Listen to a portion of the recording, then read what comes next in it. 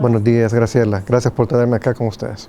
El día de ayer los transportistas anunciaban pues una serie de demandas, una reunión entre ellos para abordar el tema de la inflación y el tema de algunas de las medidas que se van a estar tomando a largo plazo, y posteriormente tenían una reunión en Casa Presidencial. ¿Se llegó a algún tipo de acuerdo con los transportistas? Sí, bueno, esta reunión surge principalmente por el hecho de que la ley de compensación que tenemos vigente actualmente, la ley de estabilización de tarifas, el decreto 257, de hecho nos mandata al viceministerio a verificar cierto tipo de requisitos para poder proceder al pago de la compensación. Es decir, ellos deben cumplir con estas condiciones para gozar de ese beneficio, ¿verdad? Este decreto está vigente desde finales de diciembre del año pasado y corresponde para el pago de toda la compensación durante el año, ¿verdad? El decreto es bastante sensible en el sentido de que contempla una implementación escalonada de diferentes medidas, ¿verdad? Nada es bueno de golpe, todo debe implementarse de manera progresiva. Es el tipo de gestión que estamos llevando a cabo, de hecho, en este gobierno, ¿verdad? Toca en este momento ya comenzar a pensar en la implementación de alguna parte de estas medidas que son básicamente lo que corresponde a la emisión de gases y también a la parte de la revisión técnica vehicular, ¿verdad? En este caso lo que tradicionalmente se ha venido llamando la famosa carta taller en el sector, ¿verdad? Entonces esa era parte de la inquietud que tenía el sector en este momento.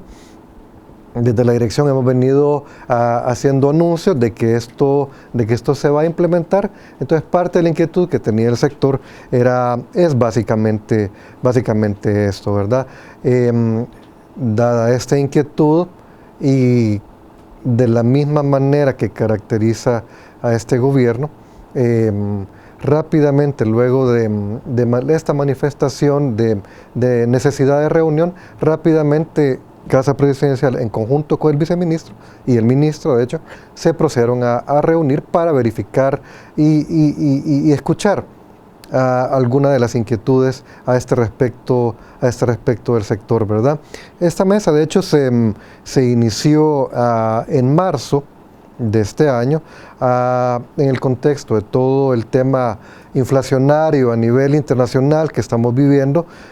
Como tú sabes, en este momento, derivado, y todavía son secuelas de hecho del COVID en muy buena parte, de toda la interrupción de la cadena logística, un incremento inicial de precios del petróleo, la misma guerra en Ucrania viene a exacerbar este problema después, generó esta mesa a principios de marzo, ¿verdad?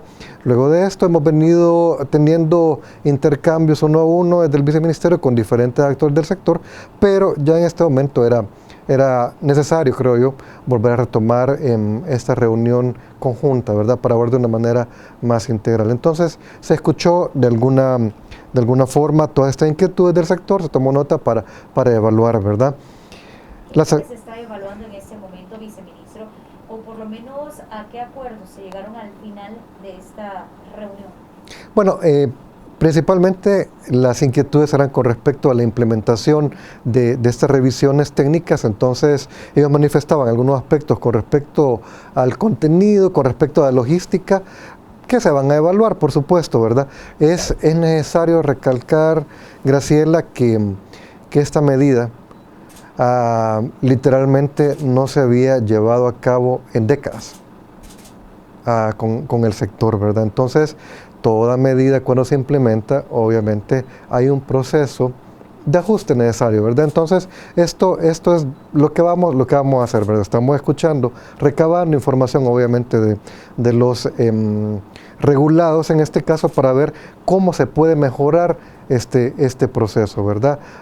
Definitivamente hay aspectos que se pueden considerar y que vamos a retomar en este momento. Viceministro, uno de ellos es el tema del, y usted lo mencionaba, donde existe más inconformidad la instalación del sistema GPS, Ujú. el uso de recaudo del sistema electrónico, además de eso las revisiones técnicas que son necesarias al momento de brindar un servicio. Correcto. ¿Cuánto periodo, cuánto es el tiempo que se les ha dado a los conductores o a los dueños de estas unidades de transporte para tenerlo ya en firme y poder decir tenemos el 100% de las unidades funcionando así? Pues, bueno, partamos ahí los diferentes elementos, ¿verdad? Tanto el GPS como el recaudo electrónico es parte de lo que todavía está pendiente de implementar en toda la flota. La ley nos lo mandata hacer durante este año, de hecho. Sí hemos tomado algunas acciones con respecto a algunas rutas que han incumplido en alguna medida sus recorridos, y bajo la demanda de la población con respecto a este incumplimiento de recorrido, estamos como parte de las acciones ya correctivas de parte de la dirección exigiendo ahora ya el GPS para esta ruta, ¿verdad? Pero para el resto de rutas de LAMS todavía hay todavía un compás de espera para permitir toda la preparación para ello, ¿verdad? Parte de lo que hemos estado haciendo en la dirección a este respecto es preparar la normativa para poderlo viabilizar. Y nuevamente, Graciela, las cosas de golpe no son buenas, entonces parte de lo que estamos haciendo es verificando la situación del sector, lo que está disponible ahorita para implementar el esquema de forma transicional, ¿verdad? Aprovechar lo que ya se tiene, aprovechar lo que ya tienen los empresarios, a verificar que en efecto no se vulnere el esquema y echarlo a andar, ¿verdad? Con la mira de que más a largo plazo esto pueda eventualmente robustecerse de una mejor manera, ¿verdad? Pero la idea es aprovechar, no hacer gastar nuevamente a los empresarios. Obviamente sabemos que si bien es un servicio público desde la perspectiva del operador, es un negocio, entonces tenemos que garantizar esa sostenibilidad financiera también de cada negocio. Definitivamente la visión del gobierno es tener a la población al centro de cada acción, pero no perdemos de vista también esta parte, ¿verdad? Que para los empresarios es eso, es un negocio el transporte y tratamos de viabilizarlo. No queremos hacer tampoco entrar en crisis al sector. Claro, y de hecho, bueno, esas medidas que fueron aprobadas el año recién pasado, ya por diciembre, proponer una serie de requisitos que son los que ya hemos estado mencionando, sí, para poder entregar el subsidio, porque para microbuses es de 250 y para buses de $500 por cada unidad. Vale la pena aclarar ahí, 25% de incremento con respecto a los decretos anteriores de entrada. Es decir, para todo este año, los empresarios, para cada una de las unidades que presta el servicio, ya entraron en enero, gozando de un incremento del 25% en cada una de las unidades que reciben este subsidio. Y tomando esto como punto de partida también, director, sí, es importante consultarle cuántas son las unidades que no están recibiendo ese subsidio o cuántas son las rutas que no lo están recibiendo y cuáles han sido los principales incumplimientos que se han tenido. Ok, tenemos algunos casos de sanciones, tenemos alrededor de 50 procesos sancionatorios con respecto a temas relacionados a tarifa que implican en alguna medida suspensión de uno o varios meses de compensación, pero en buena medida la mayoría del transporte sigue operando, lo vemos de hecho en la calle. Igual seguimos verificando aquellas denuncias donde se nos hace ver que no se está dando el servicio, ¿verdad? Para verificar en efecto estos casos donde puede haber algún tipo de delito de este tipo y hacer la notificación correspondiente a la instancia, que en este caso sería la Fiscalía General de la República. Director, es importante lo que usted recién menciona y sí me gustaría conocer cuánto es lo que ya se entregó de subsidio de parte del gobierno salvadoreño, cuánto es lo que queda pendiente y si ya hay una fecha de entrega de ese subsidio. Ok, sí, nosotros seguimos entregando, ellos presentan sus solicitudes mes a mes, cada mes calendario, de hecho Graciela representa alrededor de 3 3 a 3.3 millones de dólares en concepto de subsidio, ¿verdad? Pretendemos al cerrar el año, o la estimación es que alrededor de 50 millones de dólares se entreguen en concepto de subsidio, ¿verdad? Vamos haciendo, en la medida que progresamos, la solicitud al Ministerio de Hacienda para que traslade estos fondos y se proceda al pago correspondiente, ¿verdad? Director, ¿cuánto es el total que se adeuda en este momento a los transportistas? Y lo quiero poner sobre la mesa porque era una de las demandas que ellos también tenían el día de ayer. Claro. Y ponían como marco de referencia la inflación que se está viviendo a nivel Sí. nacional como a nivel mundial. Claro, la inflación, como tú bien dices, es un fenómeno mundial. No hay que perder de vista que en el país, de hecho, gracias a las acciones que ha tomado el gobierno, estamos en una situación muy privilegiada, muy diferente, de hecho, a lo que son nuestros pares acá a nivel centroamericano. Estamos en una de las mejores posiciones con respecto a la inflación, ¿verdad? Entiendo que había algunos montos que tenía que trasladar el Ministerio de Hacienda. Entiendo que por lo que se platicó ayer también va a haber algún tipo de gestión adicional de parte de Casa Presidencial para agilizar ese traslado a los empresarios, lo cual es positivo, ¿verdad? No hay que perder de vista que algo que también se mencionaba ayer, Graciela, en esta reunión, es algo extremadamente positivo, y es que el fenómeno de la extorsión en el sector ha desaparecido prácticamente.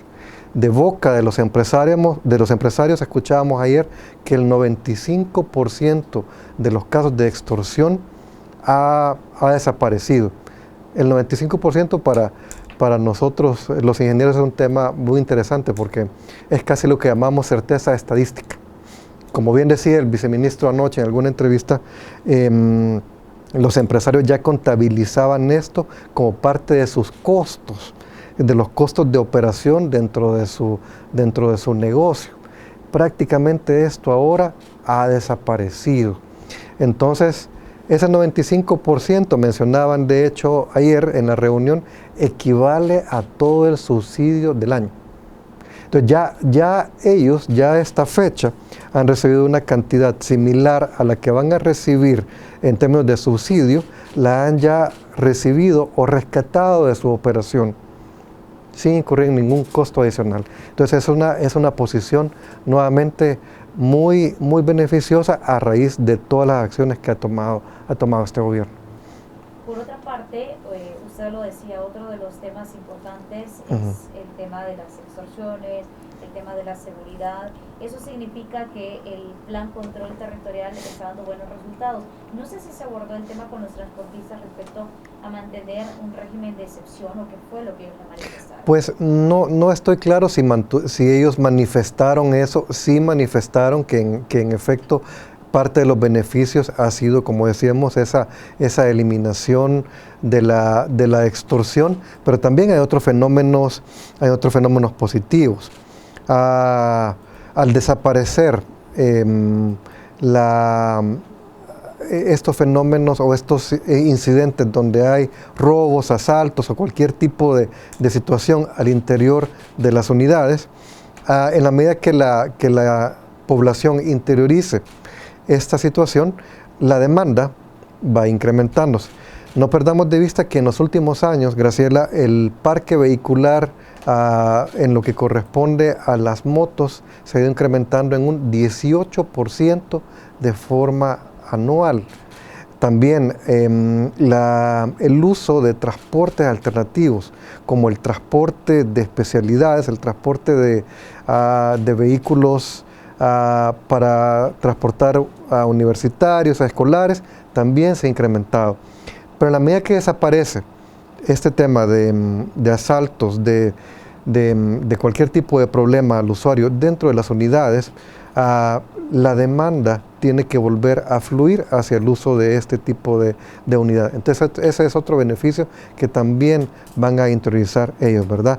Esto, como bien decíamos, es parte de todas las acciones que no se ha tomado este año, sino que desde el 2019 Han sido acciones consistentes que el gobierno ha venido tomando para suplementar todo el tema de la seguridad en el país, ¿verdad? El presidente tiene claro que la seguridad pública está a la base de todo. Si hay seguridad pública, comienza nuevamente a renacer todo el tema económico.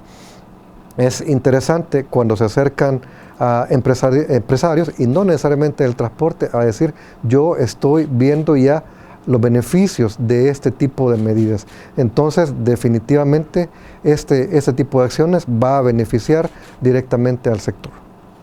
Director, ¿cuáles son aquellos beneficios que estamos viendo de forma tangible de parte de la población salvadoreña con respecto a esto que viene ya desde el año pasado? Claro. Medidas que deben de cumplir las unidades de transporte público.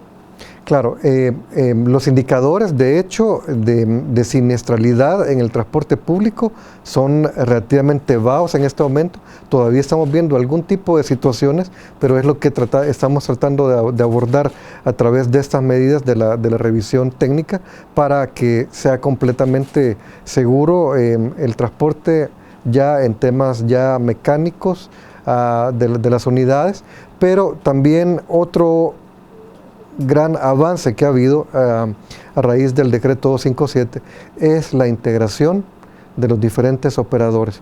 El sector también se ha visto tradicionalmente y lastimosamente bajo la operación de un número muy grande de empresarios con un número muy bajo de unidades cada uno de ellos.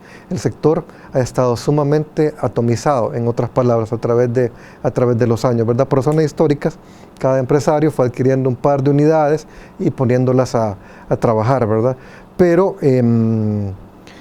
esto no beneficia a la población en el sentido de que hay un incentivo perverso para que cada operador trabaje de forma independiente, trabaje en la calle tratando de ganar ese pasaje de ese usuario que está en la calle, ¿verdad? Y eso genera, lastimosamente, mucho del problema que vemos de desorden en la calle, ¿verdad? Se ha sabido que si se logra la operación coordinada de los diferentes operadores de al menos la ruta, este fenómeno tiende a disminuir. Entonces, lo ideal sería que fuera un solo empresario, que todos se aglutinaran bajo una misma sociedad, por ejemplo, pero como esto también es complicado y en el país no se puede obligar definitivamente a una asociación a trabajar, a convertirse a una sociedad anónima, por ejemplo, lo que se ha buscado a través de los años es que se formen alguna especie de cooperativas de hecho, llamemos, una famosa caja única, pero la figura se desnaturalizó aquí en el país.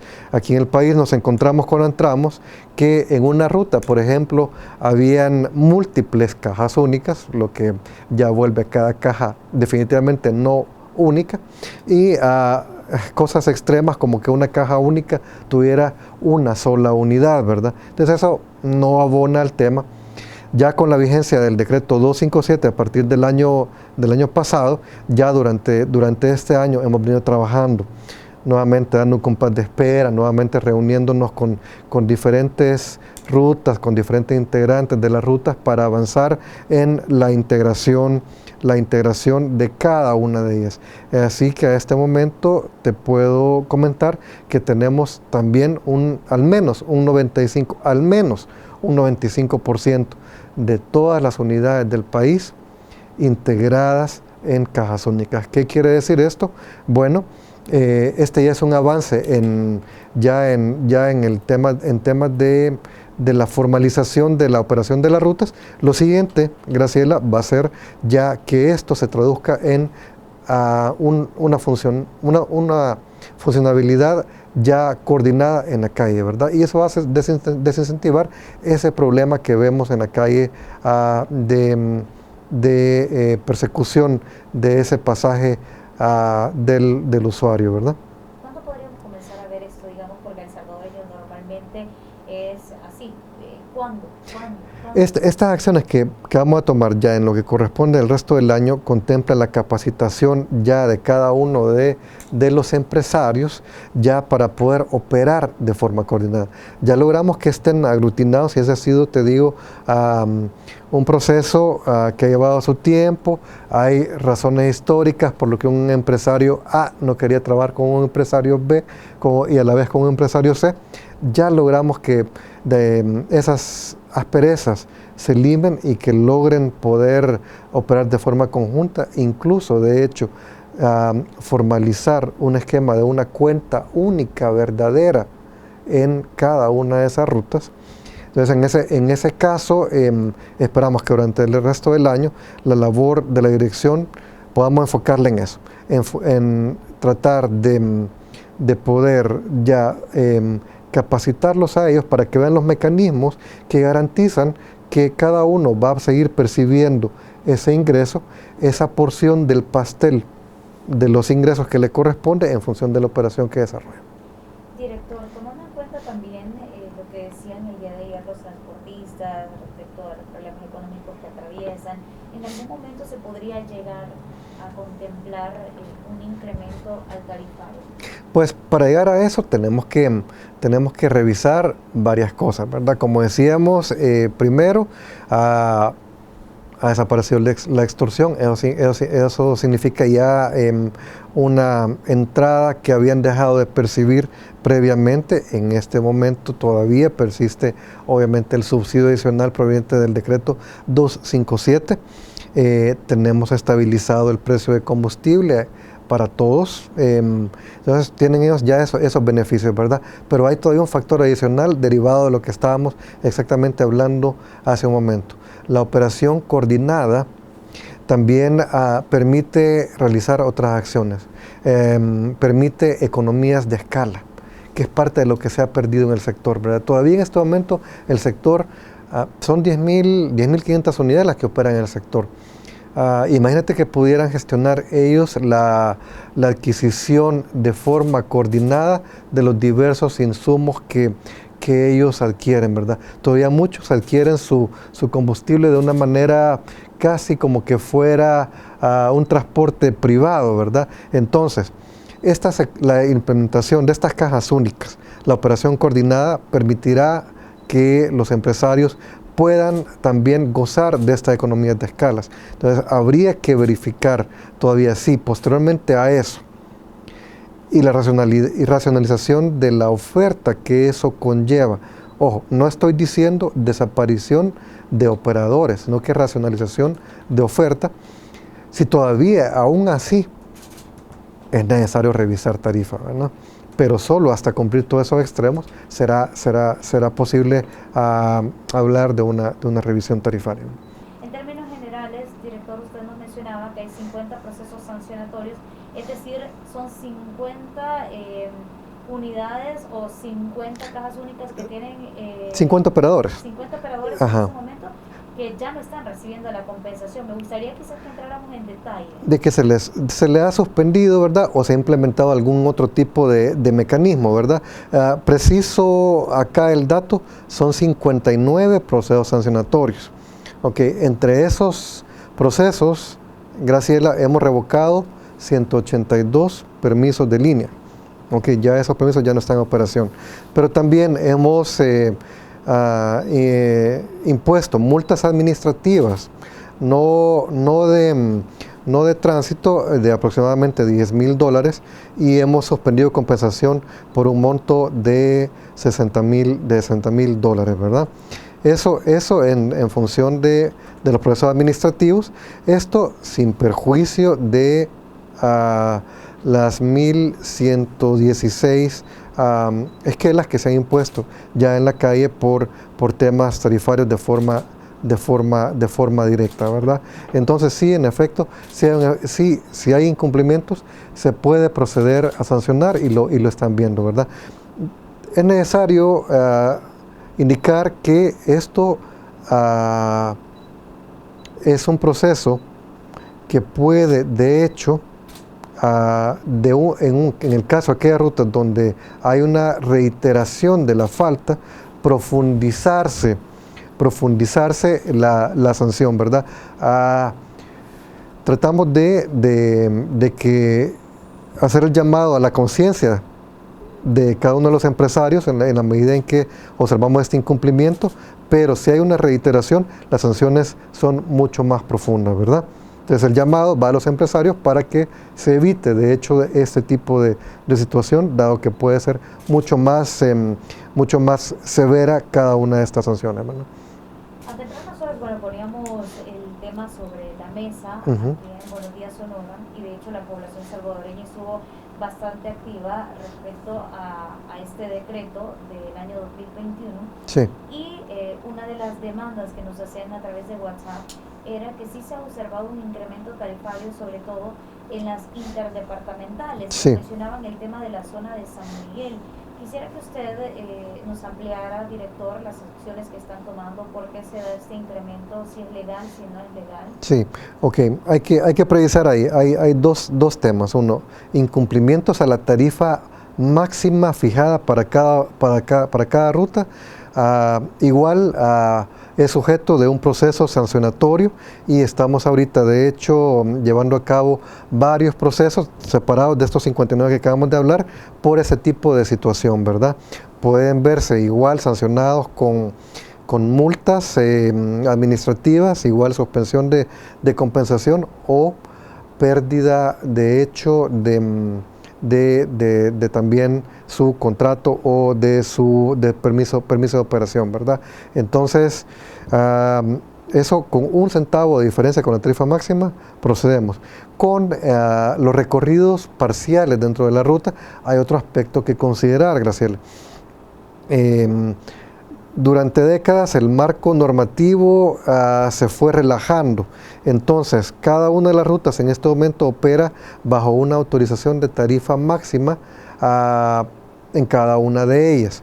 No fijamos nosotros en este momento lo que son tarifas para tramos intermedios. Pre-pandemia, los diferentes empresarios habían optado por diferenciar la tarifa de acuerdo a los diferentes tramos que existen o que son usuales en cada ruta, ¿verdad? Durante la pandemia, después con el cierre total del transporte y con la disminución de la movilidad que existió en el país, buscando de alguna manera mantener el equilibrio financiero, varios de los empresarios subieron esa tarifa máxima. Subieron esa tarifa intermedia, ¿verdad? Y la llevaron a la máxima que tenían autorizada, ¿verdad? La disminución de movilidad en este momento en el país ha desaparecido. Todos los indicadores en este momento nos están mostrando que la movilidad se ha recuperado en el país. Igual, algunos otros indicadores económicos nos dejan ver que el ímpetu económico que tenemos en este país en este momento es muy alto, se ha recuperado, entonces no hay ninguna razón para que esta práctica persista. Entonces creo que va a ser uno de los temas que es necesario abordar en esta mesa que se ha formado, porque debe volverse a reimplementar este esquema de tarifa diferenciada, ¿verdad? No hay ninguna razón operativa para que esto persista en este momento. Director, por otra parte, y ya para ir finalizando, nos quedan escasos 5 minutos. Sabemos que el ordenamiento del transporte a nivel general es bastante complejo, sí, bastante complicado, sobre todo cuando se traía, podría decir, todo un desorden, sí, y que la población era quien lo percibía normalmente. Han llegado las aplicaciones de transporte de alquiler, se podría decir. Correcto. Que ya han instalado sus oficinas en territorio salvadoreño, pero que son una competencia para todos aquellos vehículos de alquiler. Sí. Verdaderamente siguen todos los procesos establecidos por el viceministerio. ¿Qué va a pasar en torno a eso? Bueno, el tema de las plataformas igual lo estamos estudiando. Debemos buscar el equilibrio. Obviamente no podemos negar que ha sido beneficioso para la población contar con el servicio. Han visto algunos aspectos que lamentablemente habían sido deficientes en el servicio por parte del transporte selectivo tradicional, lo han visto resuelto con la aparición de estas plataformas, ¿verdad? Pero tenemos que buscar de alguna manera que todo este tipo de servicios que obviamente cubren un nicho de mercado operen en igualdad de condiciones, ¿verdad? Que las externalidades que generan este tipo de plataforma, es decir, algunos costos que no asumen, de hecho, internamente este tipo de servicios se absorban, ¿verdad? Para que compitan bajo las mismas condiciones. Entonces, parte de los ajustes normativos que vamos a buscar realizar, ¿verdad? En lo que sigue de esta gestión. Director, le agradecemos mucho el haber compartido con nosotros, en sí con la población salvadoreña, estos temas que son importantes, estos temas que son de interés nacional, y nos quedamos atentos a qué es lo que ocurre, la entrega de la compensación, los acuerdos que se pueden alcanzar, y además de eso el cumplimiento fehaciente de este decreto del año 2020. Gracias, Graciela. No puedo dejar pasar, si me permites un momento, para poder hacer el llamado a la población con respecto al tema de accidentabilidad, ¿verdad? Como dice nuestra campaña, de hecho, nada sucede por accidente. Entonces, como población, tenemos que tomar las acciones necesarias para evitar este tipo de siniestros, ¿verdad? Para aquellos que nos escuchan, realmente que van en su vehículo en este momento, por favor, no ocupe su celular durante su desplazamiento, ¿verdad? Vemos todavía que mucho de la problemática ocurre por la distracción cuando se va manejando, ¿verdad? No vale la pena ver ese mensaje, no vale la pena contestar esa llamada, y mucho menos utilizar sus redes sociales en ese momento, ¿verdad? Distracción al volante, invasión al carril, son las dos primeras causas de la siniestralidad en este país. Entonces evitemos eso. Director, no sé si tiene a la mano las estadísticas de accidentes para que nos las pueda compartir a la población y lo tomemos como referencia para evitar formar parte de las mismas. A la fecha, durante el año, llevamos 10.588 siniestros, en comparación a 11.831 del año pasado. Eso es hasta cierto punto alentador, ¿verdad? Una disminución del 10.5% de accidentes con respecto al año pasado. Sin embargo, seguimos observando que los fallecidos están un poco arriba de lo que era el año pasado. Tenemos 837 contra 822 que ocurrieron el año pasado, ¿verdad? Lesionados, afortunadamente tenemos una disminución, 27 contra 29, 6.238 contra 6.547 del año pasado, pero lastimosamente esa cifra de fallecidos es la que nos preocupa. Los accidentes están siendo más letales. Entonces, lo que tenemos que buscar controlar. Y nuevamente, las causas principales: la distracción del conductor, la invasión del carril, el no respeto de las señales de tránsito, pasarse el semáforo en rojo. ¿Por qué? No vale la pena hacerlo, ¿verdad? Mejor perder un par de minutos y llegar con bien a nuestro hogar, ¿verdad? No guardar la distancia requerida en la calle, ¿verdad? Velocidad inadecuada. Hablamos mucho en el viceministerio con respecto a que cada parte de la calle, cada porción de la carretera tiene un diseño geométrico que tiene correlacionado una velocidad máxima. Podemos buscar obviar las leyes de tránsito, pero la ley de gravedad es de cumplimiento obligatorio. Entonces no la podemos obviar. Si excedemos esa velocidad máxima, nos exponemos realmente a un accidente muy grave. Entonces, por favor, no corramos en la calle, no vale la pena.